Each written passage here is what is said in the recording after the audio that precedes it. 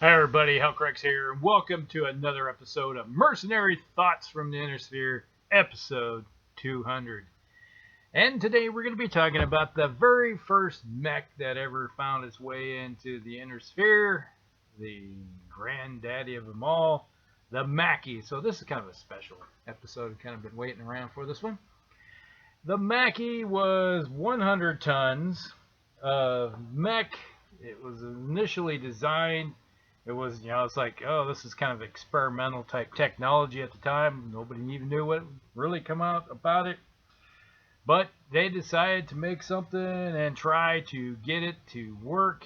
And as individuals that love Battletech, you can't have something without a beginning, right? The Mackie, 100 tons. It's a 350 mech with standard engine, obviously, because they didn't have XLs or anything like that. This was all new technology at the time. Carries around 15 single heat sinks and 20 tons of armor, which equates out to 212 points of armor. So can you imagine this mech if you actually made a more modern version of it with modern technology on board? So 20 tons equates out to, of 20 tons of primitive armor is 212. Alright, so weapon systems. It's kind of sort of respectable. It has a PPC in the left arm, 2 medium lasers in the center torso, an AC-10 in the right arm with 2 tons of ammo. So it's a 100-ton mech. At the very beginning, I'd say it's pretty respectable when it comes to the amount of firepower that it does provide in the game. Now, it can give you basically 30 points of damage. You look at it, the more modern sense of a lot of these mechs, that's, it's like, 30 points isn't all that great. But for something back then where almost everything was either vehicles. You're talking tanks and flyers. So to have something as a bipedal mech running around, it was kind of a game changer.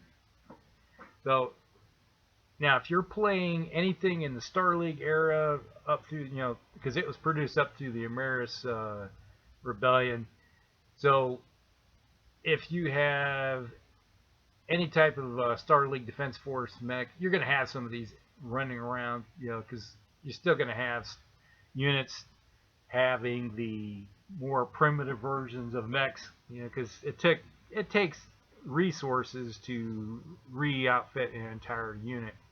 So you're kind of stuck with what you have. And when you got a mech that is still being produced, it can be something that's going to be handy to play games with. So if you have a Mackie and you want to run around and play some games during the Star League era, house on house or whatever it may be, you're going to, it wouldn't be unheard of to throw a Mackie on the table. Now, I have used the mech before. It is a mech that you pretty much can lay down some fire out to 18. Obviously, with the PPC, you got 18 hexes with it, and then you got the AC-10 going out to 15. So once you get into the 15 range, you can possibly drop 20 points of damage in a couple 10-point shots against somebody. So I can see that's a mech while you're closing to get into medium laser range, which is within 9. That sweet spot for this mech, is going to be running around 5 or 6. If you can get it into range 5, obviously the AC-10 is going to be at short range, and the PPC is going to be at short range. And you got medium range with the 2 medium lasers, so you're able to do some damage. Now, the heat aspect of it, now that's another thing. This mech does start heating up. Now, if you are not using the medium lasers, heat's not a problem because you can fire the autocannon, run, and the PPC and not have to worry about stuff. It's when you get into closer and you start throwing those medium lasers into the mix, that's when you start having problems. So, you got a mech that if you walk You can do it for a one-shot burst, and then you might have to think about, okay, do I shut that PPC off, and then use the autocannon and the medium lasers to make up the difference, and to cool off for a turn, and unleash on it again, then cool off, unleash, that type of deal. Once you get in closer, because that PPC is the one thing that's your biggest heat factor in the mech.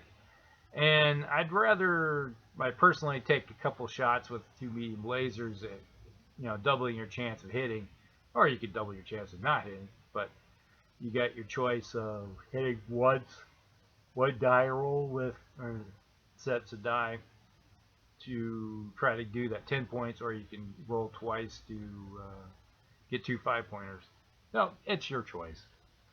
And with 20 rounds in that autocannon, you're more than capable of going 20 turns with this thing.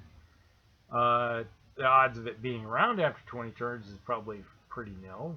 It's going to be turning into a zombie mech most likely and be fighting with its 2 medium lasers, but that's here nor there. Now, there are a few variants with this mech. There was the 5S. This one replaces the auto AC-10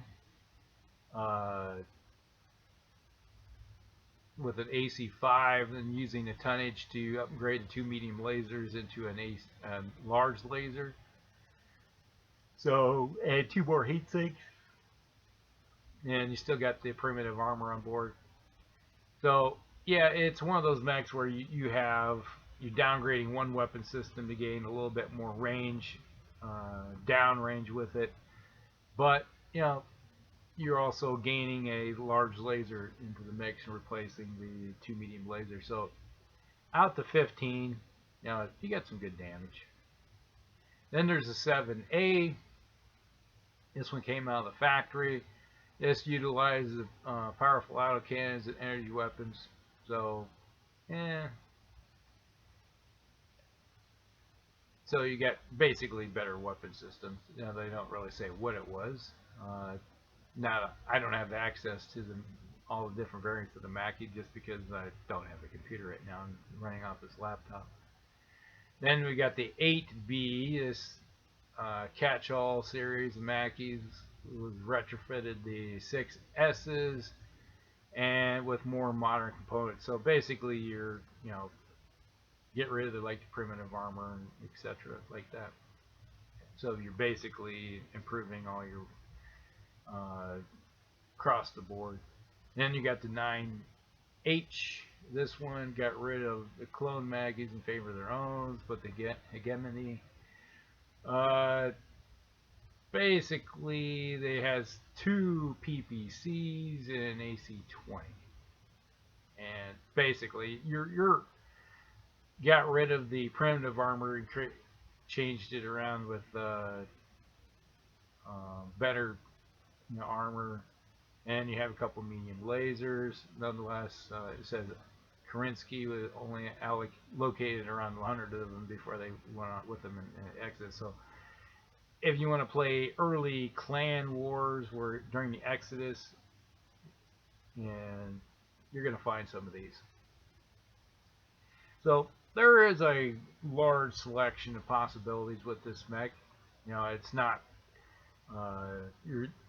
during the succession wars and later on, you're probably never going to see one of these, because they're museum mechs, put it bluntly.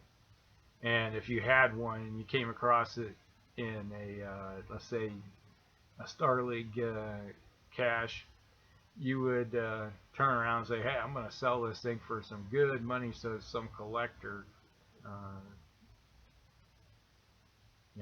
a collector would take it off your hands, or a museum or something of that nature. And then you can turn around and use that money to buy some more modern equipment than a Mackie.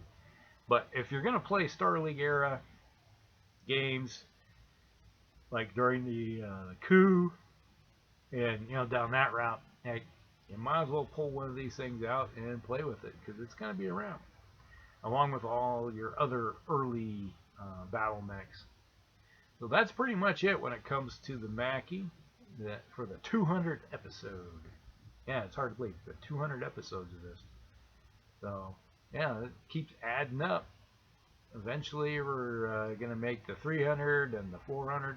And eventually, I'll be done with the 3055 book and then move on to the 3058 book. This is in the 3058 book, but obviously, it was talked about long before that. So, if you want to delve into the later books and stuff like that, just let me know. I am in need of some of the, because I don't have all the 3055 mechs. There is a list of them. If you by chance have a good source of 3055 mechs that I don't have, let me know over there on the Facebook group, you know, the Musty Wargamers. I am over there. I'm also the admin of it, so I'm the one that started the little thing. So if you got some pictures you want to share with me, just let me know, and we can take care of it. I'd be glad to give you credit for your mechs and put them in the down below, and the headers and all that fun stuff. So, all right. Hope you guys enjoy this episode, number 200, and we'll see you again in the next one. Hellcorrects out.